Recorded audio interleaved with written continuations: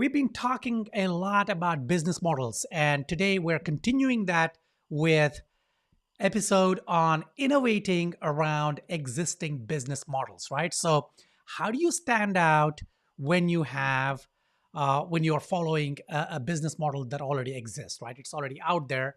How do you innovate around that? Business models are very important, right? So I know it may sound like a boring topic, but trust me, it is quite critical. So in this episode, I'll share some advanced level insights and actionable tips for startups bootstrapping or looking to raise pre-seed or seed funding. So we'll be discussing different ways startups can innovate and differentiate themselves from the competition with reference to the business model, of course, from understanding the existing business model to finding a niche, redefining the customer experience, collaborating and partnering, and even disrupting the status quo, right? So we'll try and cover all that, but quickly.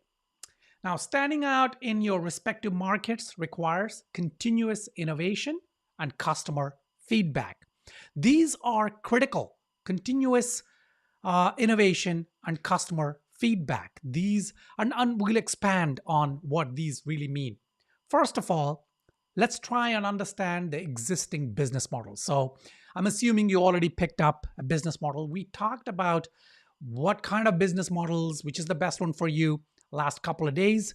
So by now, if you don't already have a business model, you must have selected a business model that is right for your target audience, for your product, and all that. Now, the first step in innovating around an existing business model is to understand it fully.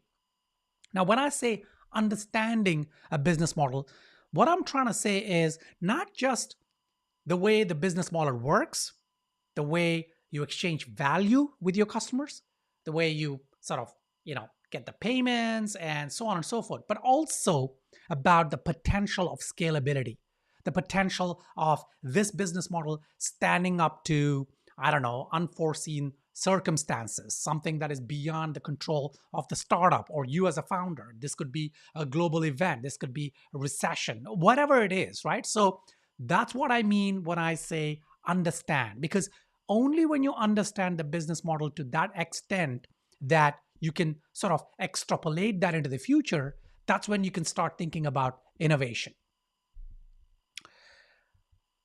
Right. This means conducting market research to identify the market leaders, their offerings, pricing, and target audience. So, what this really means is that whatever business model you pick to go with, you need to make sure you understand it in the context of the competitors, the market leaders that are really doing well with that business model, their offerings and their pricing, and how they're segmenting the target audience and things like that. By studying the existing customer experience, startups can identify gaps in the market and find ways to improve the customer experience with their own offerings. So, when you have a business model, one of the best ways that you can innovate a business model is through customer experience, right? So, if you cannot innovate in terms of the product, if you cannot innovate in terms of the marketing, you can sometimes innovate in terms of customer experience. Now, another way is to find a niche, right? So, one way to innovate around an existing business model is to identify an underserved niche in the market. Now, I did an episode, I think a couple of weeks back or a few weeks back, where I was talking about how to niche down and how the riches are in the niches, right? So, go back and watch that, and you'll find some value in that too. This means identifying a unique customer problem and positioning the product or service as the best solution to that problem.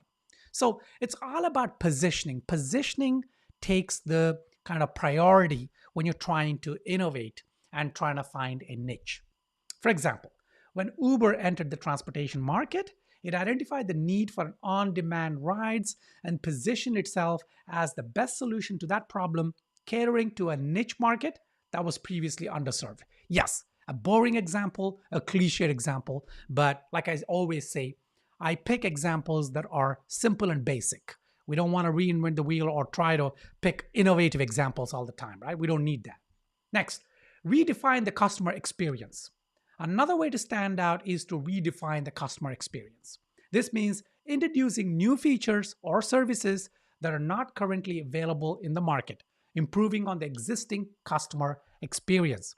It's very, very important customer experience. For example, Airbnb disrupted the hospitality industry by offering unique accommodation experiences that traditional hotels could not match. Because look, when you're on a trip, and I was discussing this last week, when you're on a trip, and you're booking, you know, you're booking a hotel, pretty much it's the same process. And when you get to the hotel, yes, that's where experience levels differ, right? So you can start experiencing different things at different ways. The same thing. It could be, for example, the check-in process or whatever, right? So Uber, Airbnb, yeah, they got that right. Collaborating on partnerships, right? So partnering with other businesses can be a powerful way to differentiate oneself from the competition.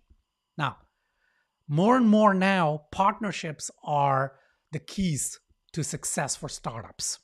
Even if you have a unique product or service, you could still partner with complementary. And when I say complementary, not just complementary to your startup or your business, but to your target audience, because you have to seek and find out what are the complementary businesses that can offer additional value to your customers, and then collaborating with them to provide a better customer experience, right? So it's like you're giving more value to your customers, and your customers would appreciate that. For example, Starbucks partnered with Spotify to offer customers free music streaming in store, creating a unique customer experience and enhancing the brand's value proposition. So you may have already experienced this. It's a great example of how, there's coffee and there's music. Well, people, the customers who go in there, they love their coffee, they love music. And what a match made in heaven, right? So that's the kind of thinking you need to have. Next, disrupting the status quo.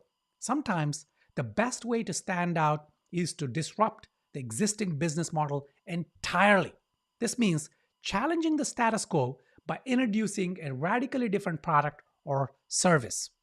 For example, Tesla disrupted the car sector by introducing electric cars, right? So, yes, cliched example, but it shows the drastic kind of disruption that needs to happen to really stand out. Now, is it possible for you to disrupt a market like that, to stand out?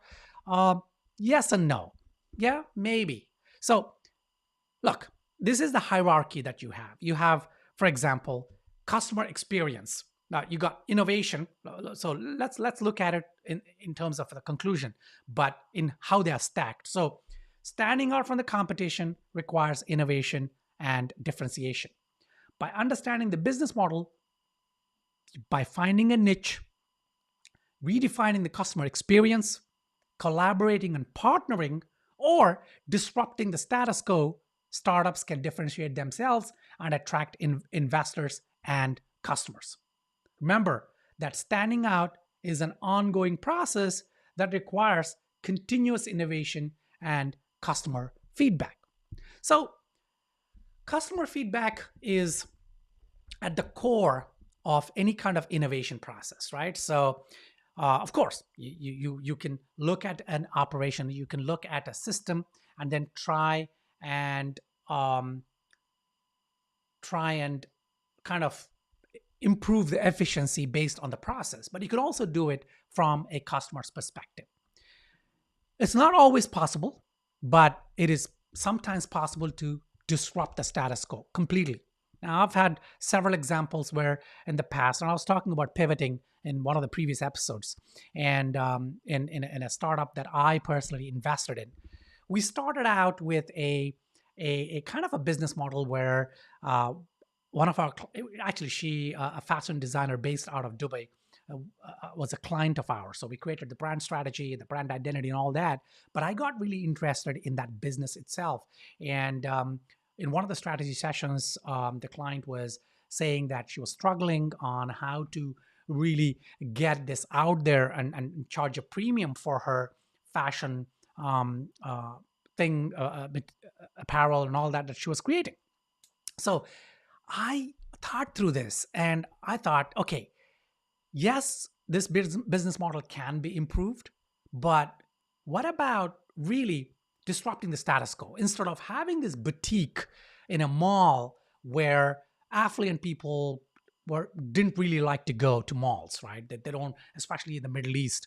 And so the client was struggling to charge a premium or to target those affluent customers. So I said, let's just disrupt the whole thing. Why don't we take the boutique to the audience, right? These affluent women customers. That was the persona. So we created the brand persona, and we created the archetype and everything.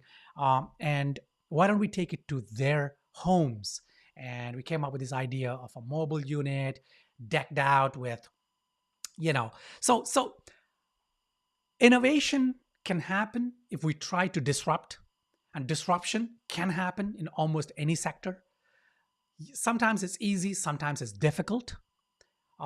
It's up to you as a startup founder to think through, to really go to the core of the business model, core of the audience, their personas, core of the product or service, and then try and triangulate it to see if you can find a Venn diagram, that the middle where disruption can happen, right?